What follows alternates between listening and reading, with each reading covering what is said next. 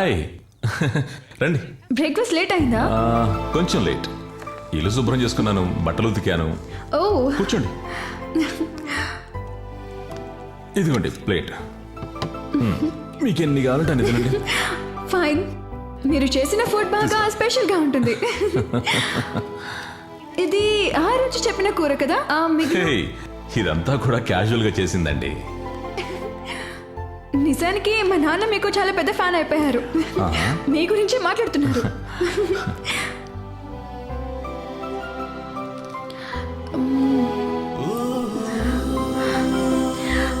మీరు ఇంకా ఎందుకు పెళ్లి చేసుకోలేదు? ఏం చెప్పమంటారండి, అన్నీ మన చేతుల్లో ఉండవు కదా. మా నాన్న నా పెళ్ళికి నన్ను రోజు ఫోర్స్ చేస్తుంటారు, కానీ నేను షూటింగ్లో బిజీ షెడ్యూల్ ఉండటం వల్ల. ఏంటిది, వీళ్ళిద్దరూ కలిసి తినడం మొదలు పెట్టారా? మనం పెళ్లి చేసుకుందామా? ఏంటిది, పట్టపగలు ఇద్దరు కలిసి ఓపెన్గా కథలు చెప్పుకుంటున్నారు?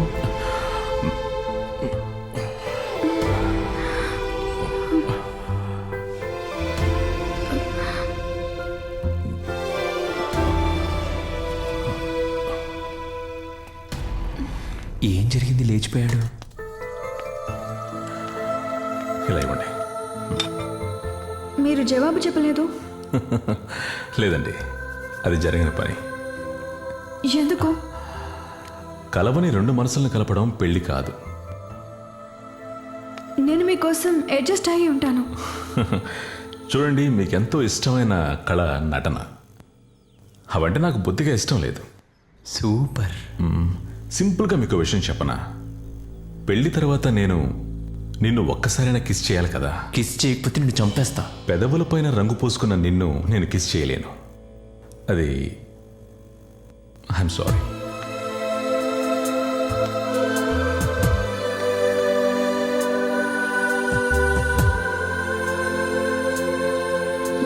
థ్యాంక్స్.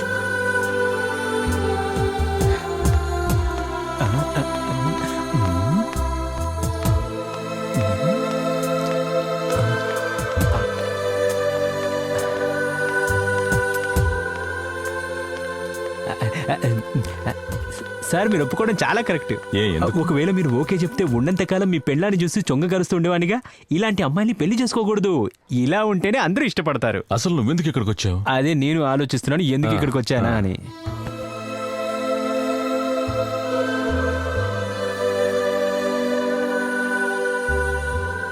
పట్టాభి గారేనా? అవునండి. నమస్కారం సార్. మీరెవరు? నా పేరు పంజు. కార్పొరేషన్ ఆఫీసులో అడిగితే మీ నంబర్ దొరికింది సార్. దేని గురించి చేశారు? ఎంత బ్యాడ్ ఫుడ్ సార్ అది.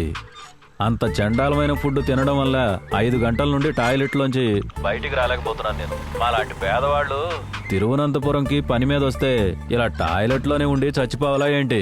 మీరు ఇక్కడ హెల్త్ ఇన్స్పెక్టర్గా ఏం చేస్తున్నారు సార్? మీరు మీరు ఎక్కడికి వెళ్ళి తిన్నారు? వినీత హోటల్ అని మన గవర్నమెంట్ హాస్పిటల్ పక్కనే ఉంది. సరేనండి, నేను మీకు కాసేపట్లో ఈ నెంబర్కి ఫోన్ చేస్తాను, సరేనా? సుకుమార్, ఈ గవర్నమెంట్ హాస్పిటల్ పక్కన వినీత అనే హోటల్ ఒకటి ఉందా? ఉంది సార్. స్టార్ట్ చేయి.